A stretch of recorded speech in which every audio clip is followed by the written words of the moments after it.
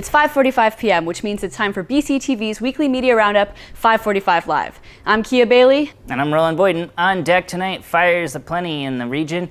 Vernon's school budget gets rejected once again. We've got some breaking news on a burglary in Brattleboro. All that and more in the next 15 minutes, including a look at National Police Week as well in there. So stick with us.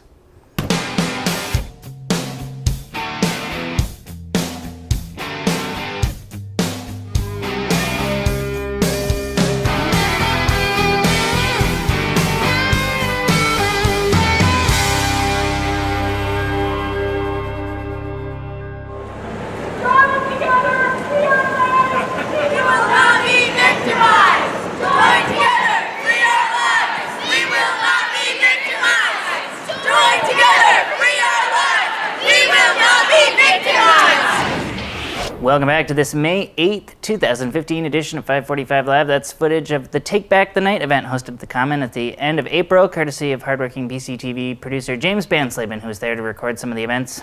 As survivors and supporters of sexual violence came out to support each other on the Common, tell their stories, and help raise awareness about the pervasive issue across the community, the nation, and the world of sexual violence. All right, we're going to move on now, and with that, into the headlines we go. A brush fire swept across 50 acres in West Brattleboro on Monday afternoon, bringing in 100 firefighters from 15 stations from 3 different states to control the damage. The rugged terrain which the blaze encompassed made it even more difficult to fight. The fire was contained by the evening, but firefighters returned Tuesday morning to check that everything was fully extinguished. This fire was one of only 3 that occurred on Monday alone, with another fire damaging property in Wilmington on Wednesday afternoon. For the first time since 2005, due to the dry conditions, there is a statewide outdoor fire ban in place until further notice. Next up, during a special town meeting in Vernon on Tuesday, voters decided not to change their minds about the school budget or the town auditor position. With 169 in favor and 174 against, the elementary school's 2016 fiscal year budget was yet again rejected. If the budget is rejected for a third time, drastic cuts will have to automatically be made, which, according to Chairman Mike Hebert, would leave the elementary school with 87% of the budget they have now. The decision to completely eliminate the town auditor's office has been defended by residents in Vernon, saying it will save the town money, but others disagree, saying hiring an outside firm will provide less services for what the town will be paying them. It is paid attention to that budgets go down, but this year I think most of the blame was laid at the foot of school boards being irresponsible and not controlling their budgets. And if you look at the history of this school board, it's been a long time since we've been over 2%, and they're talking about a 2% cap. And most of your communities have been frugal. The problem is, in Montpelier, we don't necessarily like to look at ourselves for creating issues and problems. It's much easier to say that's the fault of the school board. You can find the original Vernon Town meeting where this budget was first rejected amidst much controversy. It's all streaming at BrattleboroTV.org. All right, now back into the headlines we go. On the night of May 3rd, 2 men tied a 60-year-old woman up in her basement and robbed her house in Charleston, New Hampshire. The 2 suspects took jewelry and gold and silver coins and bars from her home, leaving her tied up only to be found the next morning by a contractor. Based on surveillance footage, it is believed that the suspects are white males, and anyone with information is asked to call the Charleston Police Department at 603-223-8494. All right, moving on now. Last Friday, May 1st, was International Workers' Day, which approximately 500 activists celebrated by marching and rallying in Montpelier. The protesters moved from the City Hall and the State House to voice their disapproval of Shumlin's plan to make $10.8 million in cuts to labor costs, adamantly declaring that taxing the rich is the best option. These drastic cuts would affect disabled Vermonters' ability to access integrative technology, something many of the demonstrators vocalized their discontent about with chants and songs.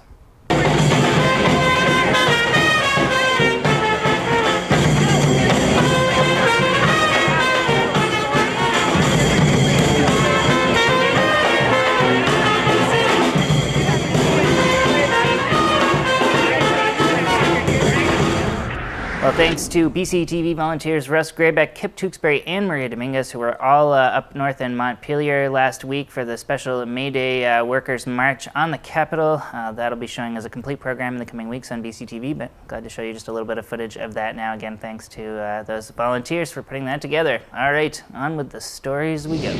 National Police Week is coming up starting on Monday, and the Vermont Senate has recently passed 2 bills which protect the safety of police officers. The first bill, National Blue Alert Bill, was passed on April 30th and aims to assist with the apprehension of violent criminals who have injured or killed police officers. The second one, passed more recently on May 6th, is the reauthorization of the Bulletproof Vest program, which aids law enforcement agencies in acquiring bulletproof vests. For more on National Police Week, we turn now to 545 Live's hardest-working volunteer, James Banslaven, who's been out and about gathering footage of happenings around town and related to policing, community policing, the new police chief, and much more. He's put it all together into a special and included his own message. James, take it away. This is James Banslaven for Brattleboro Community Television. This week, from May 10th to May 16th, is Law Enforcement Week, affectionately known as National Police Week. Policing is one of the noblest professions that a person can undertake. It has incredible rewards and responsibilities. The citizens of Brattleboro know that our department has been tested in the past and has faced several challenges. We're here at the Brattleboro Food Co-op for the Coffee with a Cop program, and it's a really good opportunity for police officers to sit down in just a casual morning environment and share a cup of coffee and talk about things that people are concerned about. James, how are you? Mr. Banslaven. Chief Police Fitzgerald and Captain Kerrigan and the Brattleboro Police Department have a vision. It's to reintroduce the community to policing the area. It involves the police officers to do social work on site. Each situation is very different. Each person is very different. Each situation is different. When we arrive on the scene, it's very important to be receptive. From the Brattleboro community at large, to Brattleboro Police, to all law enforcement, to all extended family of law enforcement, including the Federal Bureau of Investigation, happy National Police Week and law enforcement. Thank you for saving my life. All right. I didn't want to jump. Oh, we didn't want you to jump in. Moving on, close to 100 Vermonters employed at public access stations all around the state descended on BCTV last week as the Vermont Access Network Coalition of Vermont Access Stations gathered for their annual meeting, this time hosted right here at BCTV, which included a number of breakout sessions, vendors showing off new equipment, and much talk of the future of public access and how states and this station can work together, as always, to make public access better and more accessible to more people, include more demographics and more. So we've got a little footage to show you now of some of the response as Core Trowbridge led some of the discussion at the VAN annual meeting. Again, the Vermont Access Network hosted here at BCTV. We're here at the studio welcoming the VAN members to the annual meeting, and we're probably going to pack like 65 people into this room, and we're showing off our light panels and our GoPro selfie, and we're going to have some other good stuff.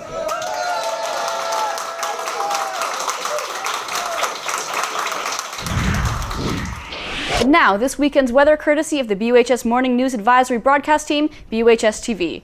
What's the weather look like, guys? Saturday will be partly cloudy with a high of 81 and low of 58. Sunday will be partly cloudy again with a high of 86 and low of 68. For Sunday is Mother's Day. It will be warm. Please wear shorts. All right, with that, time to launch into our video calendar. This is all sponsored by the Brattleboro Savings and Loan, as their generous contributions to BCTV each year help fund our weekly look at upcoming events. And this time of year, it is bustling in Brattleboro. Plenty of events to look at, and we'll start by looking no further than documentary filmmaker Georgette Beagley, who joined me in BCTV's downtown studios earlier this week to talk about the upcoming event at the Vermont Jazz Center entitled Help Us Save Our Land and Culture, an event to help raise funds to stop the Baka people of Cameroon from being driven off of their land. For more, we've got a clip from that interview with Georgette. In order for me to film the documentary, I had to go and purchase the land, which wasn't in a budget at all. So I did it with my own money. And now that I'm here, the leftover money that was left, the remaining of the payment wasn't done. So now they're being threatened that if it doesn't get paid, they will have to chase them out of the land that they've been living in for quite a, like 2 or 3 years. They are, trying to feel like home. Now, the event includes the first ever screening of Georgette's documentary on the subject, as well as her own cooking, which many of you may remember from the Brattleboro Farmers Market, so a chance to get to try some of her food again, as well as music and dance performances by the Singo Dance Troupe and more. Again, 5:30 on Saturday, tomorrow, at the Vermont Jazz Center. And if you want to see the full interview with Georgette that I did as part of a Calendar Extra special earlier in the week, you can find it at BCTV's YouTube channel, youtube.com/BrattleboroTV, and of course, at BrattleboroTV.org. And with that, let's move on in the calendar here. Still plenty more items to check in with. Throw this one back to you. All right, moving on with the calendar. Tomorrow, members of the community will get a chance to come out and show their support for the teens and students of the Above the Influence campaign as they seek to fund the next year's round of Above the Influence programming, with a special ATI bake sale and car wash fundraiser set to run from 10 a.m. to 2 p.m., with Rescue Inc. playing host to the event at their 541 Canal Street offices just south of the Price Chopper Plaza in Brattleboro. For more on Vermont's chapter of the Above the Influence campaign, you can visit ATI802.com or check out the short video produced by local ATIers themselves about why they've signed on for a lifestyle that doesn't always come easy. I am Desi, and I'm above the influence of bullying. I'm Elena. I'm above self-harm because everyone should feel safe. I'm Keegan, and I'm above peer pressure because it can get you into other things like drugs and alcohol. I am Trey, and I am above drugs because it screws up your life. I don't smoke because I know it kills me. I don't do drugs because I want to live to see 20. I don't judge because I don't want to be judged. I don't smoke because I know that the advertising for cigarettes is aimed towards younger people because they're killing off their consumers and just need new ones. I am above the influence for my family. I am above the influence for my friends and family because they need me and love me. I am. I am. I am. I am. I am above the influence. Above the influence. And just quickly before we say adieu to this edition of the calendar, the Women's Chorus, Brattleboro Women's Chorus, is kicking off their set of spring events this weekend as well. That'll go on all through the spring, and some great music to be had, so be sure to check that out. More information at Brattleboro Women's Chorus, all one word.com. All right, that just about does it here for 545 Live. Thanks for checking in with us for another weekend edition. We're going to let you get out there and enjoy a gorgeous weekend of weather.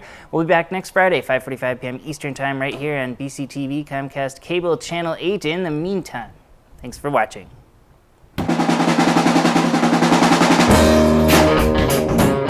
We're here at... Video bomb! We're here at the studio. Okay, now I've said something. Okay, go!